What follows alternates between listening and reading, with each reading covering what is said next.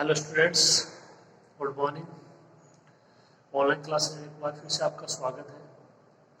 चलिए, अपन एक थ्योरम कर रहे थे, उसको आज कंप्लीट कर देते हैं। आपको दिया गया था कि एफ और जी है वो अंतराल ए बी में रीमान समाकलनीय है, तो प्रूव करना था कि एफ प्लस जी भी अंतराल ए बी में रीमान समाकलनीय होगा। एक दूसरा पार्ट और था, उसके बाद में बात करेंगे।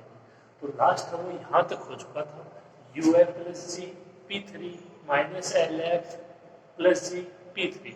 एफ प्लस जी है वो पूरा कोई एक फंक्शन है, जैसे एफ एक फलन है, जी फलन है, उसी तरीके से एफ प्लस जी भी कोई फलन है। Less than equal to U F P three plus U G P three minus L F P three minus L G P three. और इसका कारण मैं आपको लिखवा चुका हूँ, समझा चुका हूँ। ठीक है, अब देखिए इसके आगे।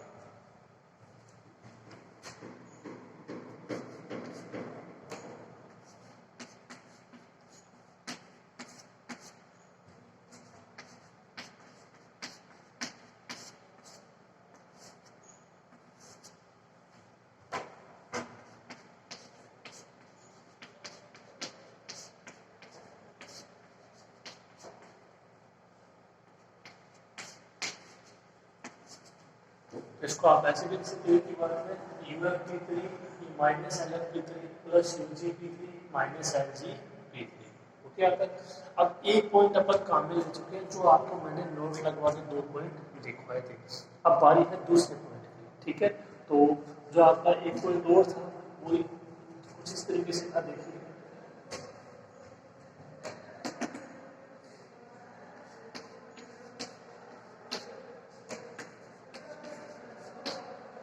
यदि पी कंटिन्यू क्या हो, पीडीएस हो, जहाँ पे जो आपका पीडीएस होगा उसको क्या बोलोगे, पी का सूक्ष्मतर विभाजन। तो आपको मैंने पॉइंट ये लिखवाया था,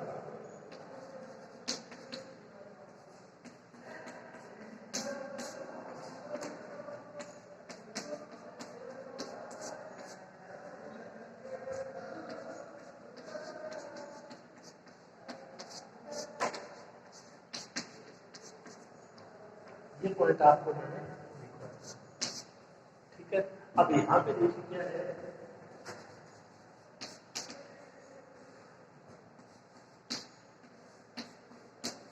यहाँ पे एक तो है P1 कंटेनिंग P3, जहाँ पे P3 का मान है P1 यूनियन P2 और एक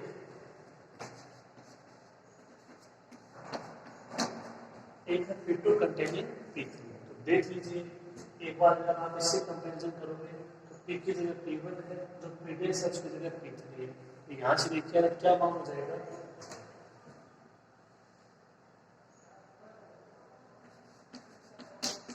पहले इसके लिए देख लीजिए, जब P1 कंटेनिंग क्या हो P3 हो, तो देखिए अपने को इसका मान U F P3 minus L F P3। तो यू एफ P3 है, उसका मान क्या हो जाएगा, देखो यहाँ से आएगा यू एफ P3 का मान, अच्छा आगे वाले दोनों से। तो देखो जो P है यहाँ पे उसकी जगह है P1, ठीक है, और जो P है उसकी जगह P3 है, जो P है उसकी जगह P3 है। तो यहाँ से मान आएगा यू एफ P3 का। ठीक है, केवल आपको रिप्लेस करनी है, यू है यहां से हो जाएगा P3 लेस देन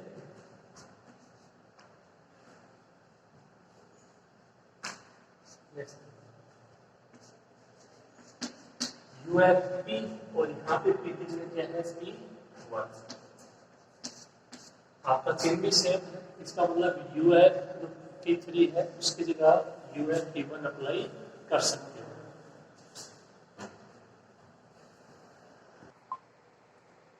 तो यू है जो P3 है वो लेस देन इक्वल टू देगा यू है P1, यहाँ से दोनों से। ठीक है, अब बात कर लेते हैं एल एफ P3। तो जो आपका पीडीएस है उसकी जगह P3 है, तो यहाँ से आएगा एल एफ P3 और यहाँ से आएगा एल एफ P1। ठीक है,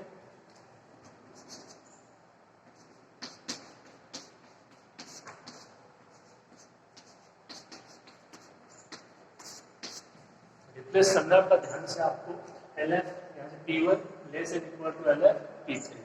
ठीक है, जो P है उसकी जगह आ जाएगा P1 और जो P है उसकी जगह आ जाएगा P3। अब आपको चाहिए U F P3 minus LF P3।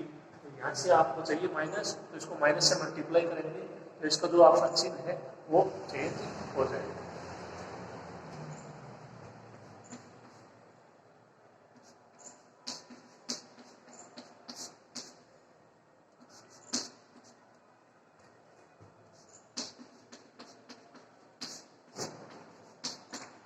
इसको क्या लिखोगे, minus LF P1 greater than equal to minus LF P3, या इसको क्या लिख सकते हो,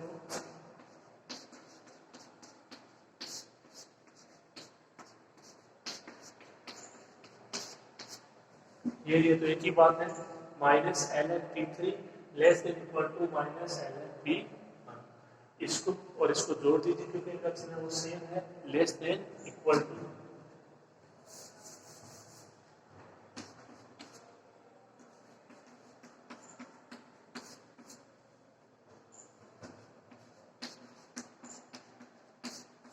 UF P3 minus LF P3 less than equal to हो जाएगा UF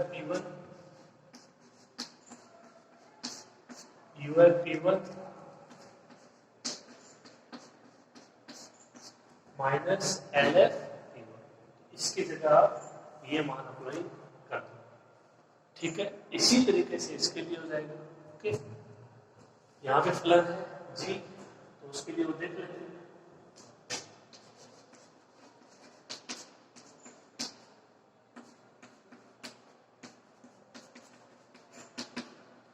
जब आपका P2 कंटेनिंग P3 हो तो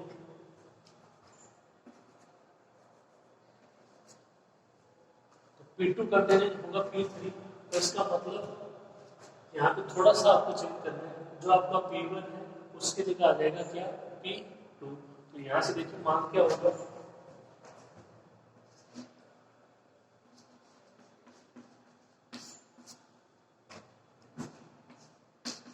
F की जगह G आ जाएगा। यहाँ पे आप देख लीजिए, जो P1 अंतराल है वो फलन F का है, जो P2 अंतराल है वो फलन G का है। तो आप इसी से ले सकते हो, आपको इतना करने की जरूरत नहीं है, और अगर आप ऐसे करते हो तब भी मान तो ये आएगा। आप करके देख सकते हो, एक को यदि आप दिखा देते हो तो इसमें थोड़ा सा अंतर है, जो P1 है उसको लेके P2 है, तो इसमें भी जो P1 है उसको लेके आ जाएगा P2 आ जाएगा। देखिए UG P3 minus L GP3 less than equal to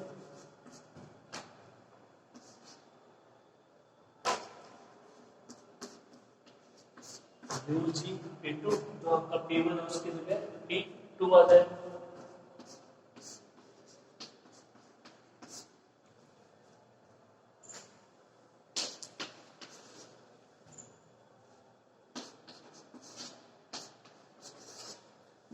दो ऐसे निकाय देख चुके हैं अपन स्टार्टिंग में, जो 3, 4 और ये 5।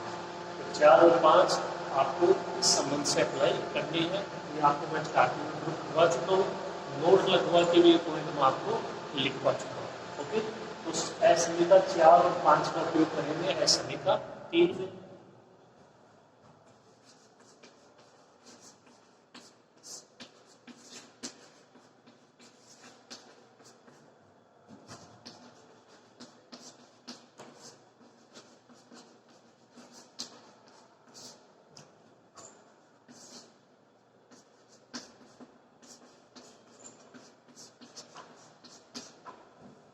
तो ऐ समीका 4 व 5 का उपयोग ऐ समीका 3 में करने पर, तो इसकी जगह ये मान अप्लाई हो जाएगा आराम से। ओके, यहाँ तक करिए आप। ये जो इसका प्रोसेस है इसको ध्यान से करोगे, जो रिप्लेस करना है। एक बार फिर देख लीजिए, ये था P containing P dash P, जो आपको प्रूफ करवाया उसमें आप ध्यान से देख लीजिए, मैं इसको नोट भी आपको करवा चुका हूँ। फिर आपको केवल इतना करना है कि P को रिप्लेस करना है P1 से, और जो P डैश है उसको रिप्लेस करना है P3 से। यहाँ पे ये कंडीशन है, ये आप इससे पहले वाली क्लास में बता चुके हैं। और उसके बाद में आपको यहाँ पे ये इसमें अप्लाई करना है, ये इसमें अप्लाई करना है।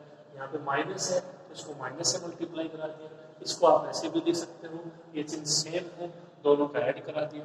ये एक मान आ गया, तो दूसरे मान के लिए जो P1 अंतराल की क्या जाएगा, P2 आ जाएगा, और P2 अंतराल किसका फलन G का है, तो F की जगह G आ जाएगा। ठीक है, ध्यान से नोट कीजिएगा इसको थोड़ा।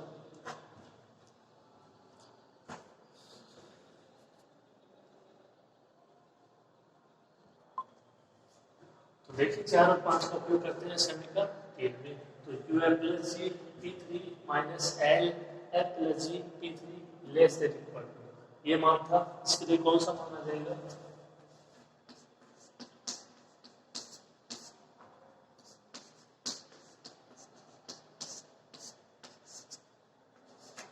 You F P one minus L F P one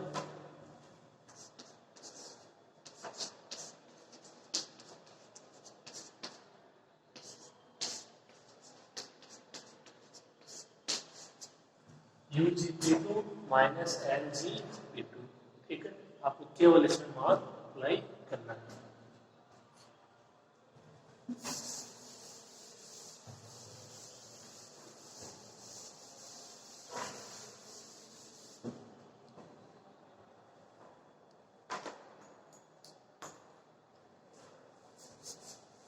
अब देखिए ये मान आप स्टार्टिंग में देखिए एस समीका 1 और एस समीका 2 से। एस समीका 1 ये आपकी U F P one minus L F P one, ठीक है, यू ये आपका G P two L G P two, क्योंकि आपको दे रखा है कि फलन एफ और जी रीमान समाकलन ही है, तो रीमान समाकलन की कंडीशन यही थी you F P minus L F P less than epsilon. 2 है तो एक में पी वन आ गया था, एक में पी टू आ गया था। ठीक है, इनका मान था epsilon by two epsilon by two, इसीलिए वहां पे एप्सिलॉन बाई टू लिया था, क्योंकि 2 का योग होगा ये।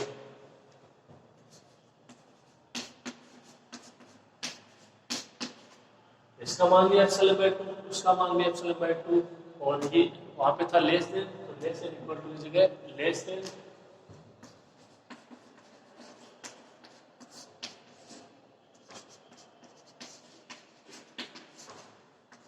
ऐसा का एक हुआ 2 से।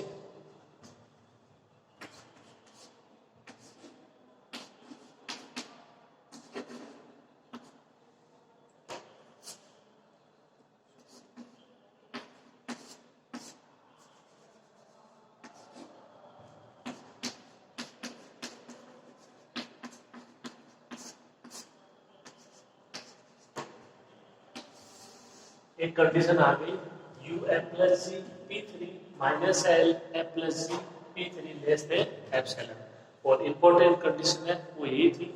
अगर के साथ मैंने जीरो वाली कंडीशन है उसको और दिखा देते हैं।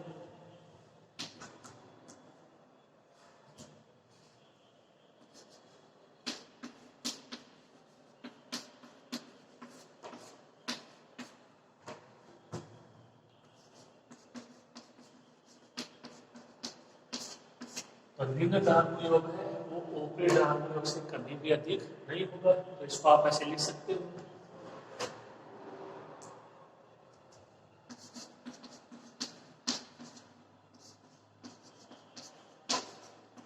और यहाँ पे P three P A B, कोई विभाजन है विभाजनों के समूह में से।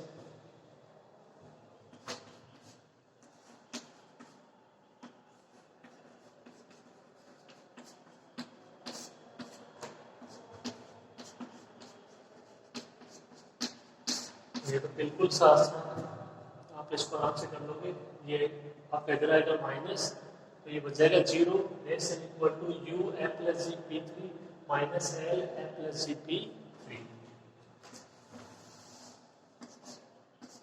इन दोनों को मिला के क्या लिख सकते हो?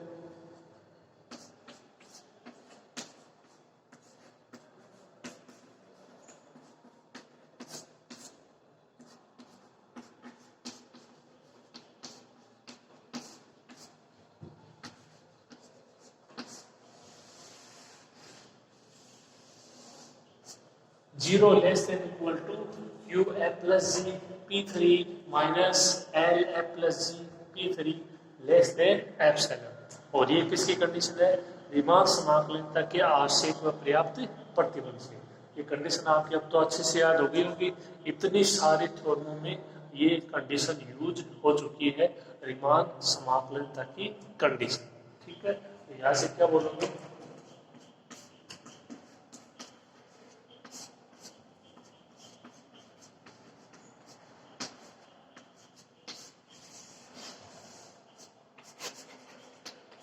F plus G belongs to R A B. F plus G जो फलन है वो अंतराल ए बी में रीमान समाकलन है। ठीक है, तो ये इसका पहला पार्ट हमें यहाँ पे प्रूफ होता है। ओके, तो यहाँ तक करो, फिर अपन करते हैं इसका नेक्स्ट पार्ट।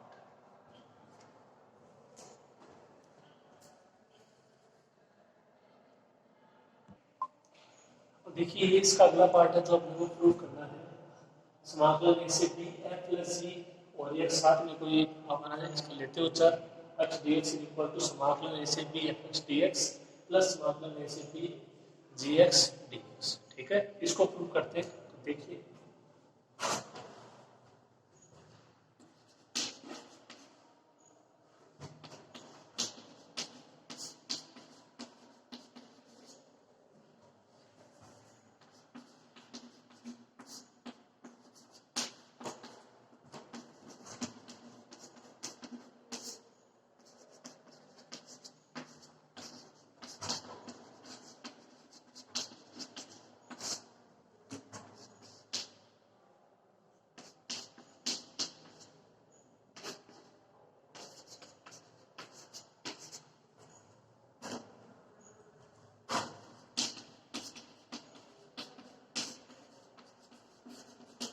देखो ये आपने लिए वही बात लिखी है मैंने, फलन एफ है फलन जी के अंतराल ए बी में विभाजन, इसका P1 इसका P2 और belongs to P A B में हो जाएगा।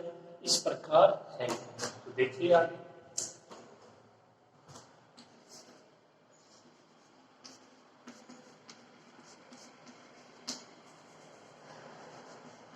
एक बार इसको ले लेते हैं, समाकलन ए से B F X D X. इसको क्या लिख सकते हैं,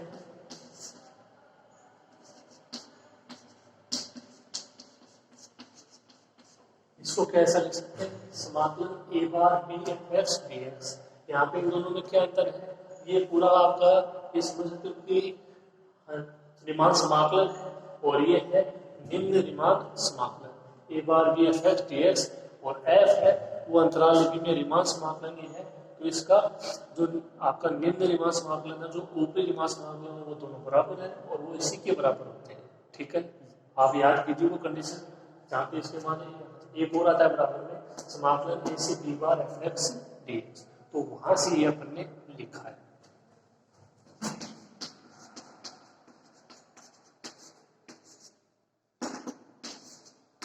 ये इसका कारण है F belongs to R A B, तो इसको आप ऐसे लिख सकते हो, ये निम्न रीमान समाकलन और ये आपका रीमान समाकलन।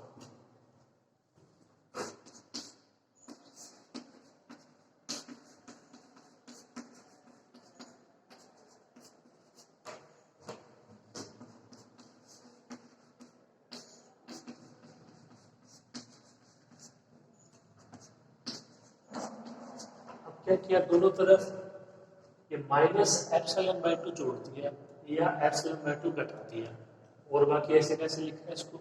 ओके, तो अब ये स्टेटमेंट देखिए, ये स्टेटमेंट है आपकी डार्क ऊपर में।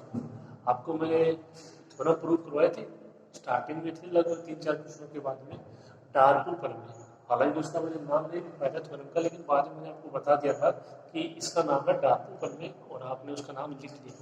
तो मैं यहाँ पे स्टेटमेंट इसका अप्लाई कर रहा हूँ, आप देखिएगा वही है क्या, और आपने अभी भी नहीं लिखा है तो आप लिख लेना इसके स्टेटमेंट को देखकर। देखिए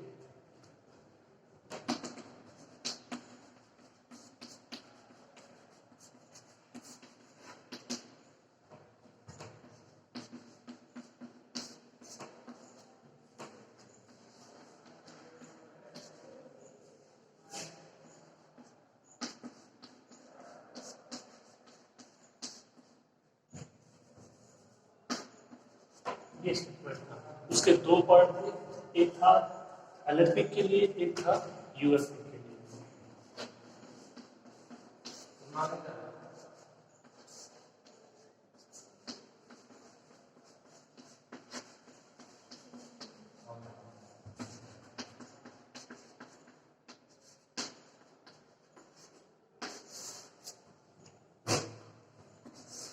ये स्टेटमेंट था, एक यूएफपी, ये यूएफपी और ये एलएफपी। ठीक है, ये इसके मान थे। तो इसका नाम था डार्क फलन। तो अगर वहाँ पे आपने इसका नाम नहीं लिखा है तो आप उसका ये नाम लिख देंगे डार्पो, पर में अपने को ये स्टेटमेंट यूज करना है। तो आप देखिए इसमें थोड़ा सा अंतर है। समाकलन a bar b fx dx, यहाँ पे एप्सिलॉन है एप्सिलॉन बाई 2, और ये आप अच्छे से जानते हो कि एप्सिलॉन का मान जब मैंने 0 से बड़ा है तो एप्सिलॉन बाई 2 भी क्या होगा, 0 से बड़ा होगा।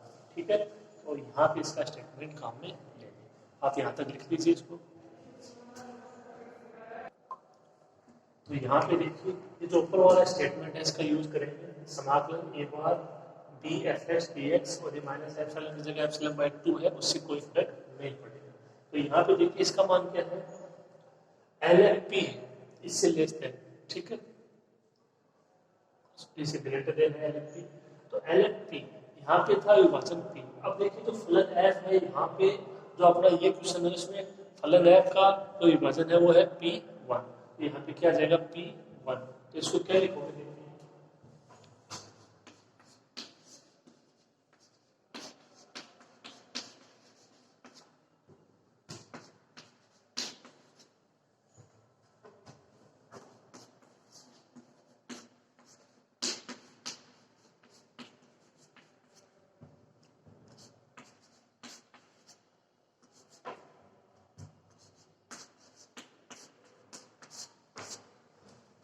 ये ऐसे कैसे लिखा है, ठीक है। समाकलन a bar b fx dx minus epsilon by 2, ये लेस देन हो जाएगा किससे, LFP1 से। ये लेस देन है LFP से, यहाँ पे p की जगह क्या है, P1 है अपना इस क्वेश्चन में। ये उस थ्योरम का स्टेटमेंट था डार्पो प्रमेय से, ठीक है। तो आप इसका वहाँ पे नाम नोट कर लेना, अगर अभी भी आपने इसका नाम नोट नहीं किया। स्टार्टिंग में मिल जाएगी लगभग 3-4 क्वेश्चनों के बाद में, ठीक है। तो ये था फलन F के लिए। इसी प्रकार हो जाएगा फलन G के लिए। देखिए क्या है कंडीशन,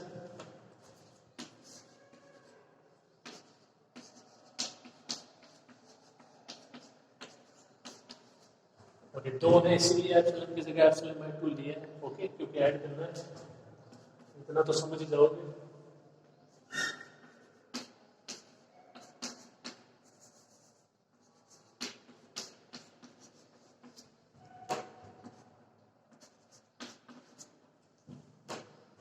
तो इसके साथ आप ऐसा ये दोनों बराबर है, फिर एप्सिलॉन बाई 2 में घटा दिया। अब ये मान क्या हो जाएगा,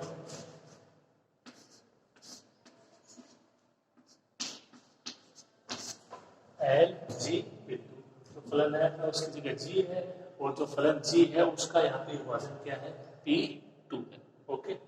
तो ये आपको स्टेटमेंट डार्पो प्रमेय के उपयोग से लिखना है, ओके। आगे देखिए,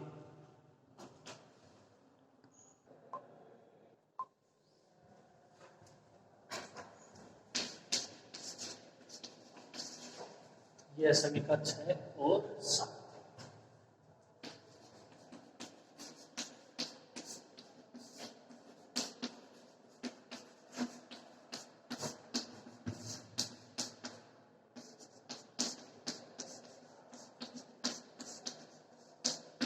समीकरण 6 व समीकरण 7 का योग करने का।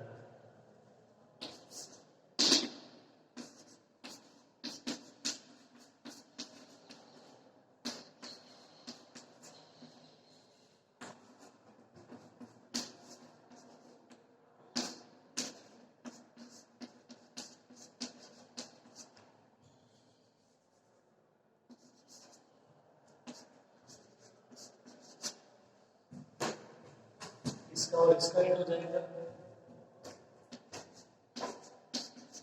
यहाँ पे ये दोनों बराबर है, तो ये मान तब इससे बड़ा है, ये मान इससे बड़ा है, तो यहाँ पे इन दोनों से भी बड़ा हो जाएंगे LP1 और LGP2।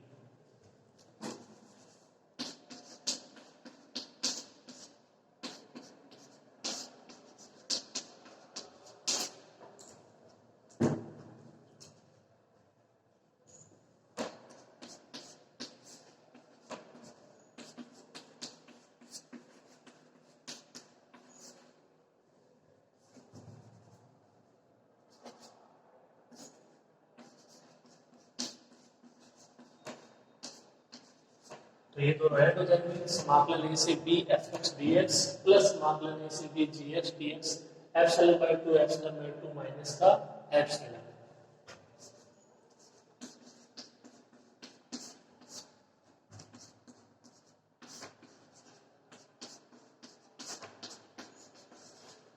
ये आपकी एस का सम। ठीक है, आगे देखिए।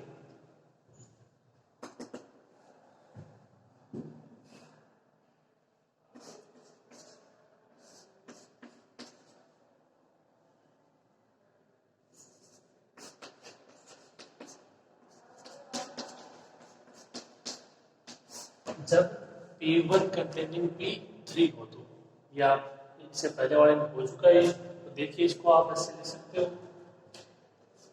इसका मतलब है कि P3 है वो P1 का क्या है, सूक्ष्मतर विभाजन है। देखिए यहां से क्या होगी condition,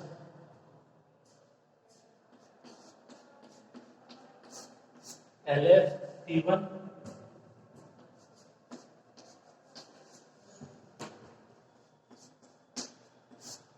less than equal to LF P3। ठीक है, ये जो अभी स्टेटमेंट काम में लिया था उसी स्टेटमेंट से है, जो आपने लिखा था P कंटेनिंग P डैश, उसी से है P कंटेनिंग P3, तो रिप्लेस किया है। तो आपने 3 पार्ट प्रूफ किए थे, उसी थ्योरम की बात कर रहा हूँ, जिसको अभी भी काम में भी लिया था मैं, LF P1, इसके साथ में और था UF P dash less than equal to UF P। ठीक है, तो वहां से दो के काम में लिया था ना, उसकी बात कर रहा हूँ। तो यहाँ पे हो जाएगा LF P1 less than equal to LF P3, उसकी और बात कर लेते हैं। ओके, यहाँ तक कीजिए आप।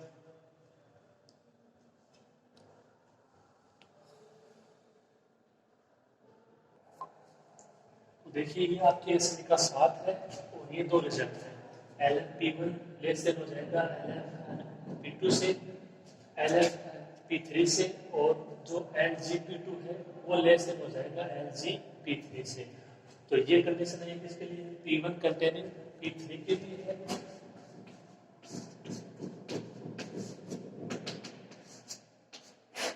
और ये कंडीशन किसके लिए है, P2 कंटेनिंग P3 के लिए। ठीक है, आप इनको 8 बोल सकते हो दोनों को। एसएमई का 8 का उपयोग करेंगे इसमें, एसएमई का 7।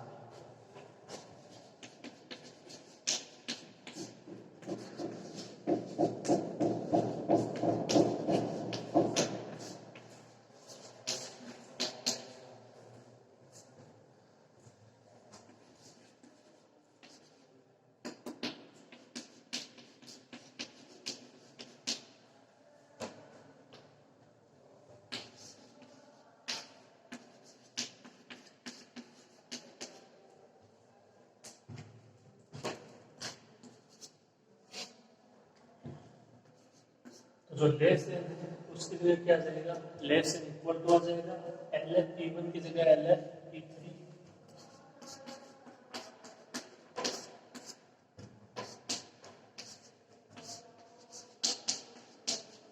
और LG P2 उसकी जगह LG P3। ठीक है, यहाँ पे इन दोनों के मान ये अप्लाई करने हैं आपको, इनका चिन्ह जो लेस देन है उसकी जगह लेस देन इक्वल टू, और ये मैं आपको करवा चुका हूँ, उसी से अपन ने लिखा है। जो नोट लगाए पॉइंट लिखे उन्हीं में से एक पॉइंट है, बस इनको चेंज कर देना। ओके, तो इसके आगे देखिए।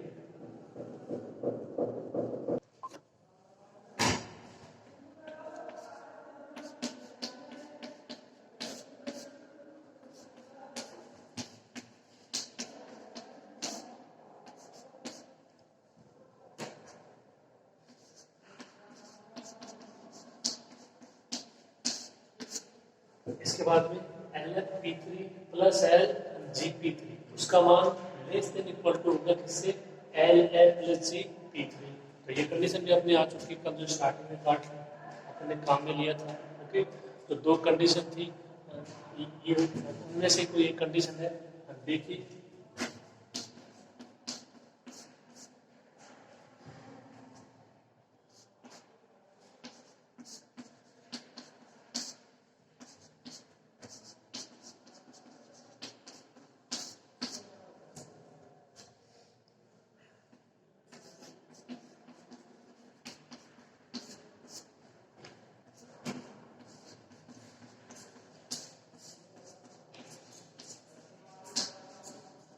ये दो कंडीशन और ये कल काम में भी ली थी अपन कंडीशन, ठीक है। तो इसको प्रूव किया था। यू एफ पी हो सॉरी ये L F P plus L G P, ये आपको नोट लगोगे जो पॉइंट लिखवाया उनमें से एक पॉइंट है। L F P plus L G P less than equal to L F plus G P. देखिए L F P three plus L G P three, तो पी है उसके लिए क्या है यहाँ पे पी थ्री है, तो यहाँ पे क्या देगा less than equal to L F plus G P three, इसका यूज करेंगे, ठीक है। तो ये यहाँ से आया है, इसमें अब आपको कोई डाउट नहीं रहना चाहिए इसकी जगह ये कैसे अप्लाई हो गए। ओके, आगे बढ़ते हैं।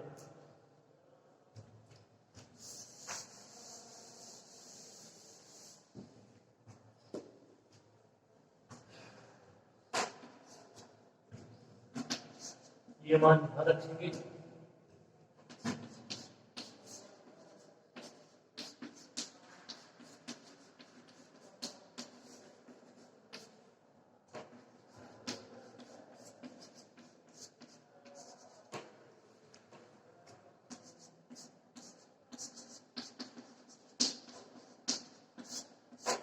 Less than equal to L F plus G P three.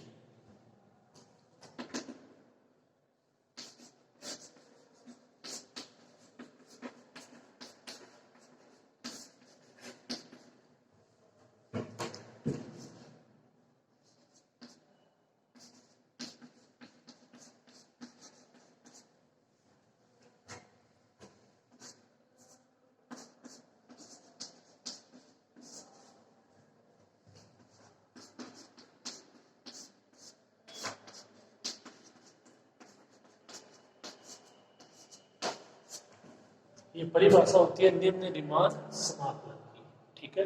आप देख लेना यही है और आपको पता भी होना चाहिए समाकलन A bar B F X D X, यहाँ पे जो फलन है वो एफ है, अंतराल है वो ए बी है। इसका मान क्या होता है supremum of L F P, P belongs to P A B.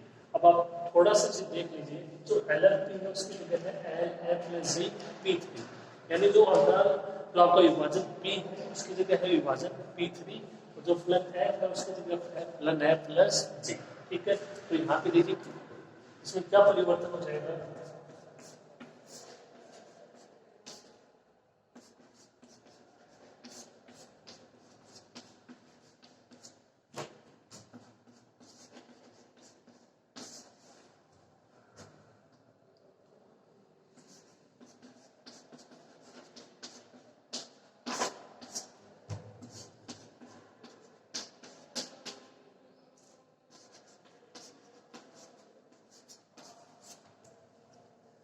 समाकलन ए बार बी एफ की जगह plus C X D X is equal to supremum of L F plus G P three और P three belongs to P A B, ठीक है। यहाँ तक तो ये इसमें परिभाषा है किसकी, निम्न रीमान समाकलन की, वो काम में आएगी। ओके, एल है तो आप एल से समझ सकते हो कि इसमें निम्न रीमान समाकलन आएगा या ऊपरी रीमान समाकलन आएगा।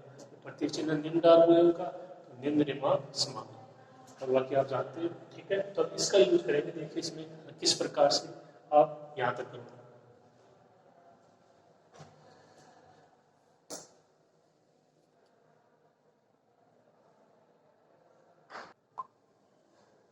देखिए अपने पास ये परिभाषा है और इसका यहाँ पे उपयोग करना है।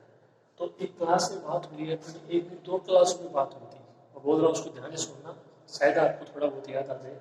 देखो यहाँ पे इसका मतलब क्या है, यहाँ पे इसका मतलब है कि ये क्या है, सुप्रीमम यानी उच्चक है इसका L F plus G P three का, यानी जो आपका निम्न धातु योग है इसका समुच्चय है। अब यहाँ पे P1, P2, P3 है, आज कितने भी हो सकते हैं, तो उसके लिए अलग अलग होंगे, उनका सबका उच्चक है ये समाकलन A bar B F plus G X D x. अब उच्चक है तो उच्चक की कंडीशन क्या होती है ये आपको पता है, उसी को मैं लिख रहा हूँ, तो देखना आप।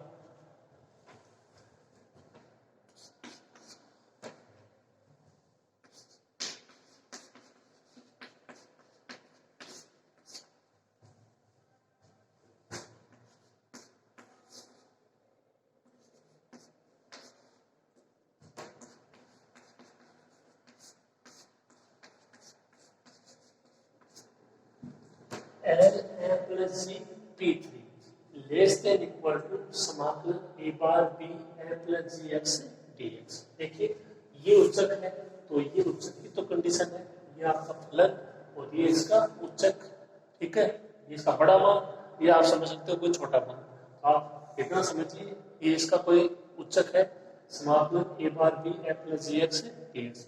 उच्चक हो तो यही कंडीशन होगी, अगर ये होता नहीं है तो यहाँ पे लेस देन आ जाता है इस प्रकार से। यहाँ पे इस कंडीशन के लिए क्या होता है, ये होता है निम्नक। ओके, तो ये बात समझ में आ गई होगी आपको।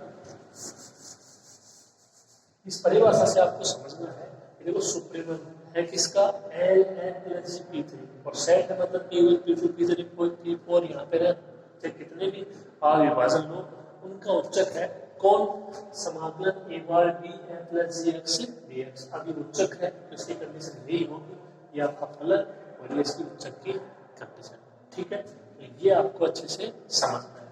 अब ये मान यहाँ रखेंगे तो कितना होगा, देखिए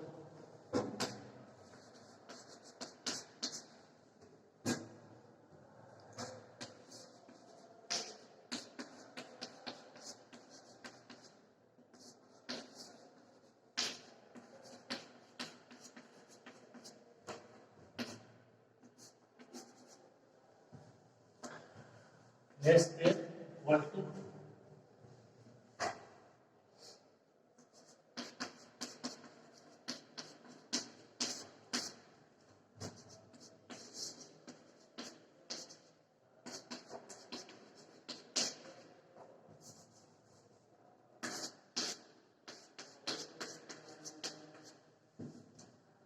तो ये यहाँ तक ऐसे कैसे लिखा है, उसके बाद L A plus G P three है वो लेस देन इक्वल टू है समाकलन A bar B A plus G X D X, ठीक है। तो ये मान है वो इससे बड़ा है, इससे भी बड़ा हो जाएगा, ठीक है। इसके अगले स्टेप देखिए,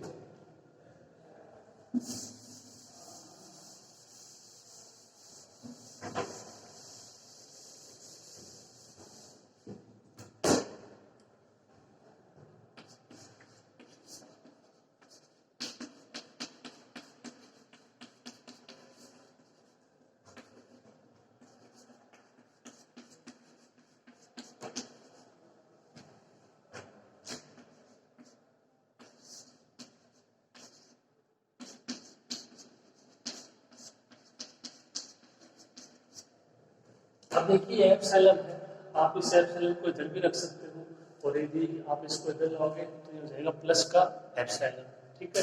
तो इसके बाद अपने पास ना दो कंडीशन बची, less than equal to zero, sorry यहाँ पे लेस देन इक्वल टू वही कंडीशन, उसमें से आपको इक्वल टू कंडीशन लेनी है और एप्सिलॉन है ग्रेटर देन जीरो, तो इसका मतलब आप एप्सिलॉन टेंड्स टू जीरो ले सकते हो, जैसे कि इससे पहले वाले में लिया था, ठीक है। तो इसके आगे की स्टेप क्या होगी देखिए,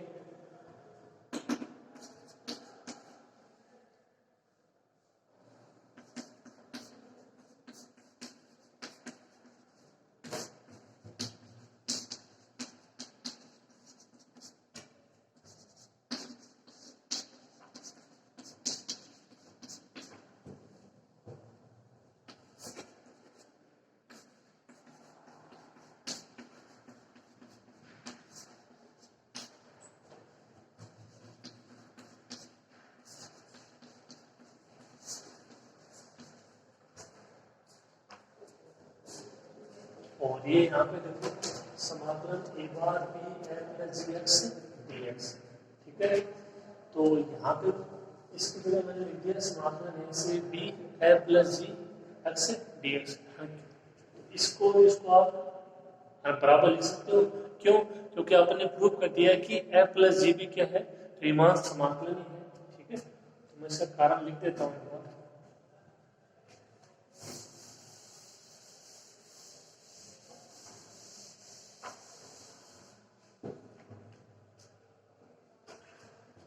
इसको अच्छे कैसे लिख दीजिए, A bar B F X D x.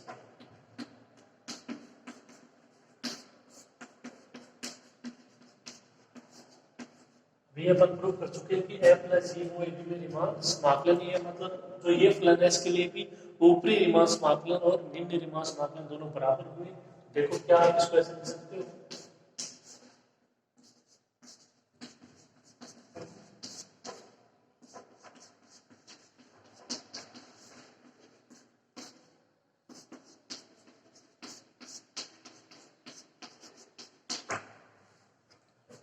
ये इसका निम्न रीमान समाकलन और ये रीमान समाकलन f प्लस जी का, ठीक है। जैसे f के लिए लिखा था और g के लिए लिखा था, उसी प्रकार f प्लस g के लिए, क्योंकि f प्लस जी भी क्या है, रीमान समाकलन, ठीक है। इसके स्थान पे आप ये मान अप्लाई कर सकते हो।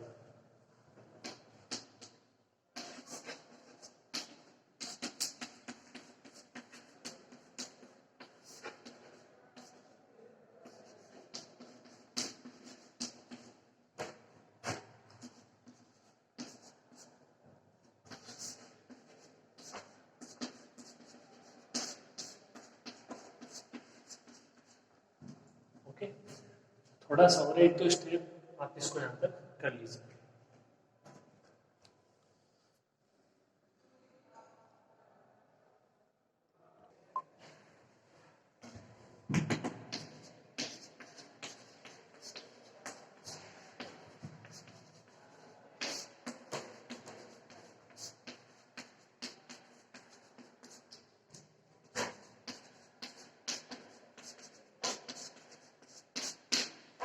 एप्सिलॉन ग्रेटर देन 0 है, वो कोई स्वेट सतह है, तब एप्सिलॉन टेंड्स टू 0 लेने पर, ठीक है, ये आवश्यकता अनुसार अपन कंडीशन काम में ले सकते हैं। 2-3 बार अपन ने इसको ले लिया, तो देखिए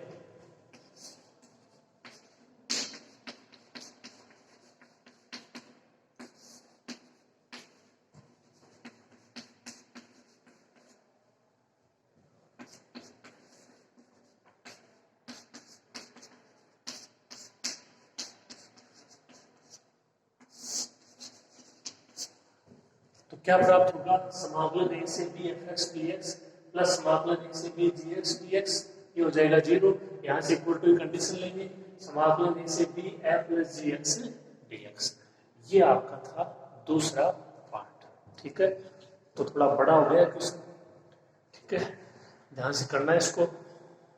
अच्छा क्वेश्चन है, रियल है, तो थोड़ा सा मुश्किलों का सामना तो आपको देखो करना ही पड़ेगा इसमें, ठीक है। 1-2 बार देख लेना, आराम से ये समझ में आ जाएगा। ओके, तो ये क्वेश्चन है यहाँ पे कंप्लीट होता है। अब शायद 2 क्वेश्चन हो रहे हैं इसमें मुश्किल से, ठीक है, मुश्किल से 2 थ्योरम इसमें रही है, उनको करते हैं तो अगले 2 या 3 क्लासों में ये यूनिट आपकी कंप्लीट हो जाएगी। ओके, तो आप अच्छे से पढ़ते रहिए, मुश्किल तो आएगी लेकिन अपने को तो केवल पढ़ना है, ठीक है। तो पढ़ते रहिए, सब चीज़ें आसान हो जाएंगी। तो आज की क्लास में इतना ही हो पाएगा, मिलते हैं अगली क्लास में।